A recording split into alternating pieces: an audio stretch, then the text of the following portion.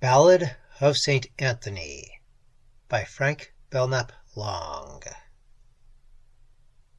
When Anthony was 17, and leaner than a tree, by day and night he scourged his flesh that hated chastity.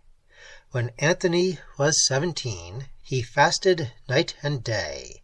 He scarcely tasted wine and meat, and eggs he sent away. When Anthony was 17, he thought, I fear the bark, the talons of the dog. God keep my soul when it is dark. But Anthony was very young, and youth must sleep and dream. And what is murdered in the day will wake at night and scream. So listen to the tale I tell, and do not mourn or grieve.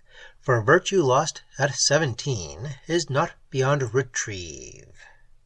When Anthony had prayed and prayed until his lips were white, he drew off breeches, blouse, and shoes, and blew upon the light. And then in darkness he lay down upon his narrow cot, and what was murdered in the day came back and left him not. And as he tossed from side to side upon his wretched bed, the holy saints grew pale with shame, and midnight hung its head. For she had bells upon her toes, and fillets on her brow, but every inch of space between was white as virgin snow. And every inch of space between set Anthony afire. Alas, that such a goodly youth should burn with such desire. Alas, that such a goodly youth should think, I can't escape. Oh, must I then be slaughtered by this beast in woman's shape? Yet lo, he flung her arms aside, and rolled upon the floor, and screaming ran with naked feet to beat upon the door. Oh, let me out, he shrieked and prayed, for there are succubi upon my heels, and I am lost. Oh, heaven pity me.